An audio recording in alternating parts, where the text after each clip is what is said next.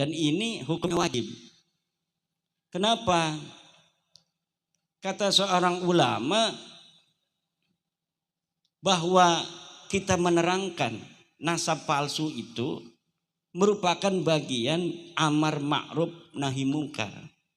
Al-kasfu an ikhtilatil ansabi minal amri bil ma'ruf. Membongkar tercampurnya nasab-nasab yang bukan nasabnya itu minal amri bil ma'ruf, termasuk daripada amar ma'ruf. Wajib itu hukumnya. Amar ma'ruf itu hukumnya wajib. Masalah diterima atau tidak itu soal lain.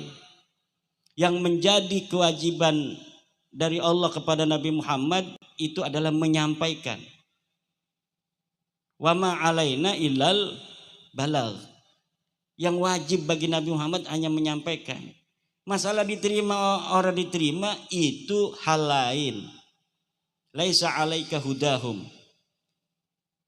Innaka latahdi man ahbabta walakinnallaha yahdi may yasha. Kebohongan Nabi Isa sebagai anak Allah 550 tahun. Diturunkan Nabi Muhammad untuk mengatakan bahwa itu bohong. Tapi buktinya masih banyak yang percaya sampai sekarang. Lah, jadi nanti kalau kita ini sudah mengatakan begini di YouTube, ada di tulisan, kita tidak akan dituntut oleh Allah. Udah tahu kok enggak ngebilangin. Nah, ketika saya diundang ke Boyolali ini, sekarang saya bilang bahwa Mbak Alawi bukan cucu Nabi. Nanti Bapak kan udah tahu tuh. Kalau ketemu orang berani nggak ngomong begitu? Yes, alhamdulillah. Nah, kalau tidak bisa, tidak berani, ya berarti dosa itu hukumnya. Karena apa? Al-kasfu an ikhtilat an minal amri bil ma'ruf.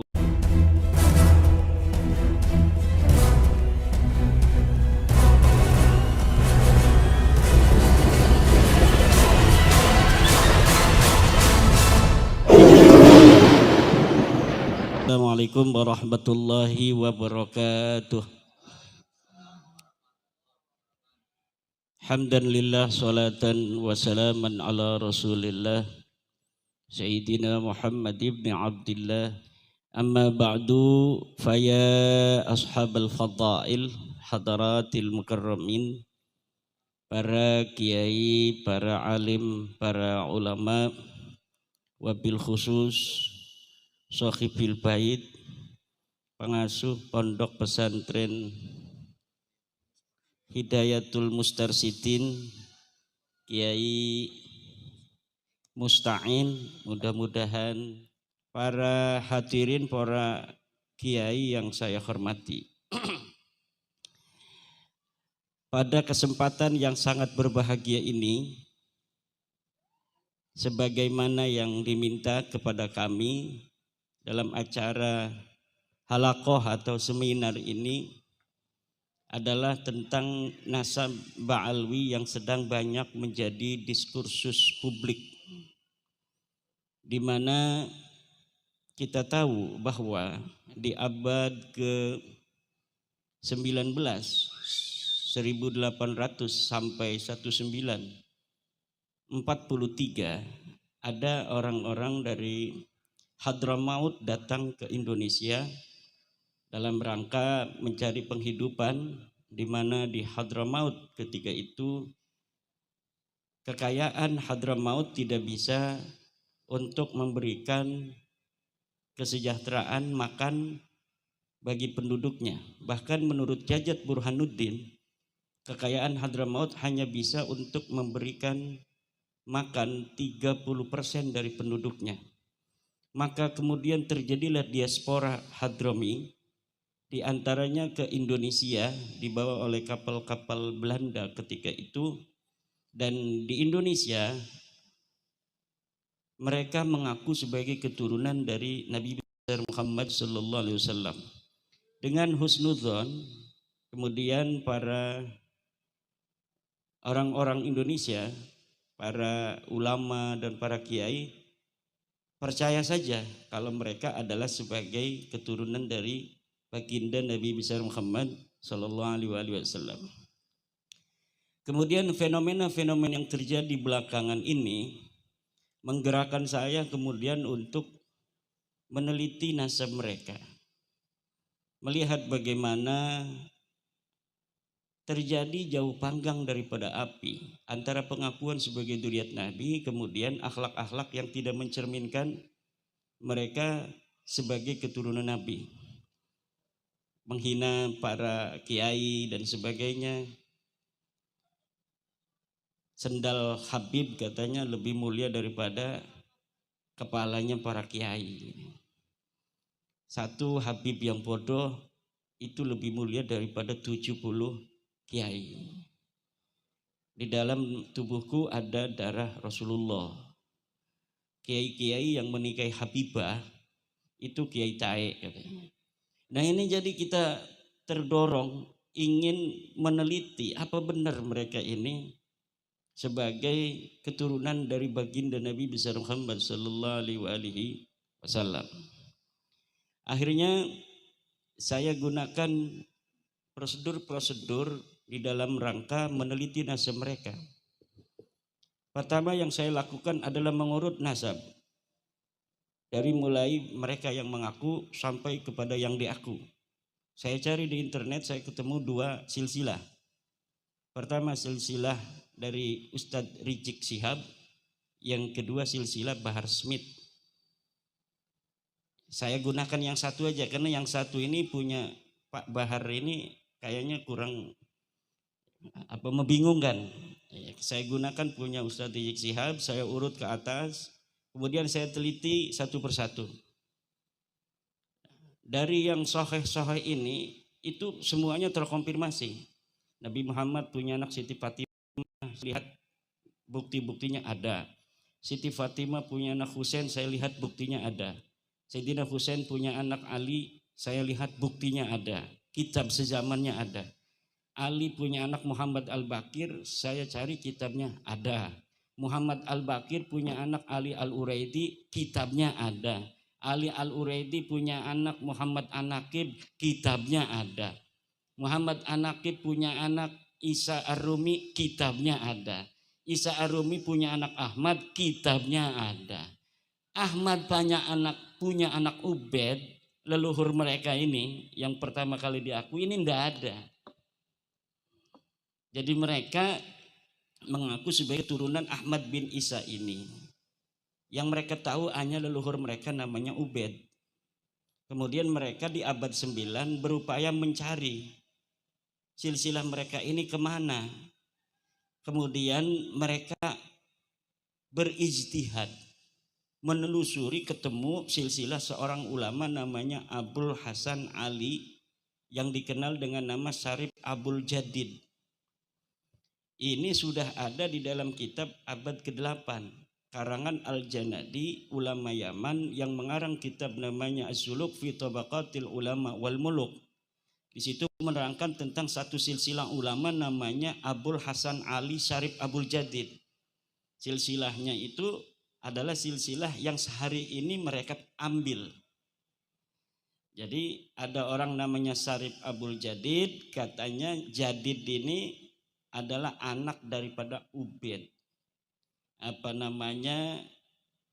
Yang ditulis di dalam kitab itu, Jadid punya ayah namanya Abdullah, punya ayah namanya Ahmad, punya ayah namanya Isa. Akhirnya ini keluarga Kabib-Kabib ini yang dia mempunyai silsilahnya itu sampai kepada Isa itu, Ubed bin Isa, ini mengira bahwa Ubed bin Abdullah bin Ahmad bin Isa ini karena ada nama yang sama, yaitu nama Isa, dan juga ada lagi satu Alwi. Jadi yang ada dalam keluarga mereka itu Ubed bin Isa bin Alwi. Kesananya nggak tahu. Akhirnya ketika melihat di kitab ada seorang ulama yang silsilahnya dicatat, Jadid bin Ubed bin Ahmad bin Isa, dan mereka mengira bahwa itu silsilah mereka. Nah, ini namanya pencangkokan. Oh ada Yai Riyad juga ya, alhamdulillah saya lupa itu Yai Riyad Surya dari apa namanya Sragen. Nah, ketika mereka mengurutkan di abad 9 mengaku bahwa luhurnya Ubaid ini mempunyai ayah namanya Ahmad bin Isa. Padahal sebelumnya mereka tidak tahu. Berarti 500 tahun ini mereka kosong, tidak ada cerita, tidak ada kabar leluhurnya keturunan siapa. Akhirnya di abad 9 setelah 550 tahun mereka mengaku keturunan Nabi dari Ahmad bin Isa ini. Ahmad bin Isanya itu adanya di abad keempat. Beliau wafat 345 Hijriah. Ini keluarga Nabi asli. Dicatat di dalam kitab-kitab nasab namanya Ahmad bin Isa. Cuma pengakuan mereka itu di abad 9 setelah 550 tahun kematian Ahmad bin Isa tertolak oleh kitab-kitab yang ada pada abad keempat, kelima, keenam, ketujuh, ke-8 itu. Karena sudah dicatat di dalam kitab itu semua bahwa anaknya cuma 3. Muhammad, Ali, dan Husain. Tidak ada nama anak namanya Ubaid atau namanya Abdullah. Jadi Syarif Abdul Jadid yang di abad ke-8 dia juga mengaku sebagai Ahmad bin Isa itu tertolak. Lalu Kabib-kabib ini yang mengaku nyantol di Syarif Abdul Jadid, dia nyantol kepada cantolan, cangkok pada cangkokan. Ya ada Kisar Woko juga. Lah ini semuanya tertolak dua-duanya. Karena ini nyangkok mengaku-ngaku turun Ahmad bin Isa, Syarif Abdul Jadid. Kemudian Ba'lawi ini Kabib-kabib nyangkoknya kepada cangkokan yang salah itu. Akhirnya semuanya tertolak sebagai keturunan Nabi besar Muhammad SAW. Itu dari sisi ilmu kaji nasab. Dari kajian ilmu sejarah, saya juga mengumpulkan kitab-kitab dari abad ke-4 sampai abad ke-9. Ingin mencari sosok-sosok keluarga mereka yang dikatakan orang-orang besar itu. Maka saya kumpulkan kitab Sirah Nabawiyah Ibnu Hisham, kemudian Tarikh Baghdad, Al-Kamil Fit Tarikh, Al-Musallam Al-Lahaji, Tabaqatu Fuqaha Il-Yaman karya Ibnu Samurah Al-Ja'di, Al-Janadi yang dalam kitabnya As-Suluk fi Tabaqatil Ulama wal Muluk dan lain sebagainya. Tidak ada sama sekali berita bahwa orang-orang yang disebutkan itu pernah ada di Yaman. Jangankan tentang silsilahnya yang nyambung, orang-orangnya saja dari mulai Ubaid itu segala macam itu sama sekali tidak disebutkan. Itu menunjukkan dua hal. Yang pertama adalah mereka itu bukan siapa-siapa. Yang kedua adalah mereka fiktif. Tapi saya lebih meyakini mereka fiktif. Karena apa? Terbukti dari susunan galur nasab mereka yang saya teliti, mereka mencangkok kemana-mana. Pertama kali mencangkok itu bukan kepada Syarif Abdul Jadid. Pertama kali mencangkok kepada keluarga Bani Ahdal. Ada keluarga Bani Ahdal yang mereka mempunyai leluhur namanya Muhammad bin Sulaiman bin Ubaid bin Isa bin Alwi. Ini asalnya nih dari Bani Ahdal. Kitab As-Suluk telah mencatat keluarga Bani Ahdal yang sekarang juga ada di Yaman. Dan sekarang ada yang di Malaysia. Rumel Abbas itu mengaku Bani Ahdal. Rumel Abbas itu. Kepada saya langsung di hadapan ngobrol, saya dari Bani Ahdal. Nah Bani Ahdal ini dicatat dalam kitab As-Suluk bahwa leluhurnya pindah dari Irak ke Yaman. Itu kitab As-Suluk di abad ke-8. Lalu di abad ke-9 Ba'alawi mengaku leluhur mereka saudara dari Ba'ahdal, dari Bani Ahdal ini. Padahal leluhurnya Ba'alawi ini nggak disebutin dalam kitab itu, tapi dia mengaku bahwa leluhurnya adik atau sepupu daripada Muhammad bin Sulaiman ini. Muhammad bin Sulaiman bin Isa bin Ubaid bin Isa bin Alwi itu. Nyangkok itu, tapi As-Suluk tidak silsilah sampai ke Nabi dari Bani Ahdal ini. Akhirnya ketika dia mencangkok kepada Bani Ahdal, ya mencangkoknya sampai Ubaid bin Alwi itu. Ubaid bin Isa bin Alwi itu. Tidak sampai ke Nabi. Bingung juga nih dua keluarga. Akhirnya sama-sama mencari silsilah ke atas, ketemunya Syarif Abdul Jadid ini. Yang mereka ngaku saudara atau mengaku sepupu, dalam kitabnya itu saudara atau sepupu. Jadi mereka juga tidak terlalu yakin saudara atau sepupu. Berarti kalau saudara atau sepupu yakin kakeknya satu kan? Kakeknya siapa? Kakeknya adalah Ubaid bin Isa bin Alwi. Bani Ahdal dan Bani Alawi ini sama-sama mentok kepada nama Alwi ini di abad ke-9. Beda-beda. Bani Ahdal hari ini Muhammad bin Sulaiman bin Ubaid bin Isa bin Alwi bin Aon bin Himham bin Musa al-Kadim, atau kebalik, bin Himham bin Aon bin Musa al-Kadim. Nah, Ba'alawi sekarang Ubaid bin Ahmad bin Isa bin Muhammad An-Naqib bin Ali Al-Uredi bin Ja'far As-Sadiq. Jadi kemana-mana ada orang bersaudara, masing-masing cari silsilah, silsilahnya dapatnya beda. Dan sekarang terjadi di keluarga Wali Songo. Ada sebagian keluarga Wali Songo yang masih percaya kepada Ba'alawi, silsilahnya Sunan Gunung Jati ke Ba'alawi. Nah, yang sudah menemukan manuskrip percaya bahwa itu salah, itu silsilahnya ke Musa al-Kadim. Jadi masa lalu itu sejarah berulang sekarang. Jadi masa lalu ada dua saudara yang nasabnya kemana-mana, beda-beda dua cabang. Dulu juga, sekarang juga ada satu saudara, yang satu Sunan Gunung Jati ke Ba'alawi, yang satu Sunan Gunung Jati ke Musa al-Kadim. Itulah yang terjadi masa lalu juga. Cuma kalau sekarang ini manuskripnya ada. Wali Songo itu manuskrip ditemukan 1500-an Sunan Giri. Sunan Gunung Jati ditemukan 1624. Ada 1732 Sunan Gunung Jati. Manuskrip namanya Purwaka Carubanegari. Kalau yang 1624 manuskrip silsilah Sunan Gunung Jati tahun 1624 dari Bangkalan. Tapi zaman dulu itu Ba'alawi nggak ada manuskrip apa-apa. Blang, gelap gulita, kemudian mereka mengaku memfabrikasi nasab mereka sampai ke Nabi Muhammad SAW. Dan ini kenapa bisa syuhra wal istifadah begini? Karena mereka rajin nulis buku. Semenjak abad 9 itu ada 27 kitab yang dibikin oleh mereka tentang nasab mereka. Mulainya semua dari abad 9 itu. Al-Burqatul Musyiqo, Al-Jawharu Syafab, Al-Ghurrar, Al-Masra'u Rawi, Al-Manhajus Sawi. Semuanya jumlahnya 27 kitab.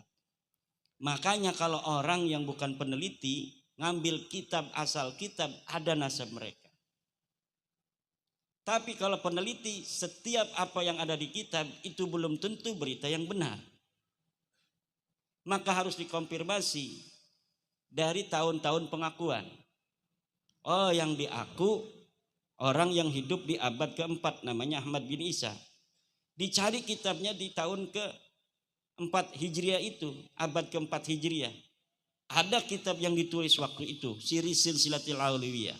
Kemudian kitab Tahdhibul Ansab, kitab Al-Mazdi, kitab Muntaqilatut Talibiyah, As-Sajarah Mubarakah di abad ke-6, Al-Asili, Asabatul Musan, Ibnu Inabah, An-Nafa Al-Ambariyah. Semuanya mengatakan Ahmad bin Isa tidak punya anak namanya Ubaid, anaknya cuma 3, Muhammad, Ali, dan Husain. Lalu bagaimana kita mau menerima secara ilmu pustaka ini tidak bisa dikonfirmasi. Lalu secara DNA, sudah ada tes DNA. Keluarga Nabi di Timur Tengah itu masing-masing diambil sampelnya itu. Udah puluhan ribu sampelnya. Orang-orang Arab, keturunan Nabi, semuanya untuk dicari siapa orang Arab dan siapa yang bukan. Siapa yang turunan Ibrahim, siapa yang bukan.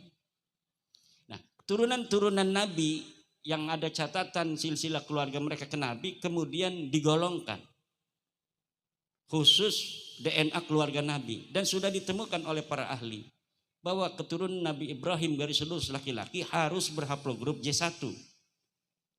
Ini adalah hasil daripada kajian tes DNA, hasil tes mereka dari keluarga Ba'lawi yang sudah tes DNA.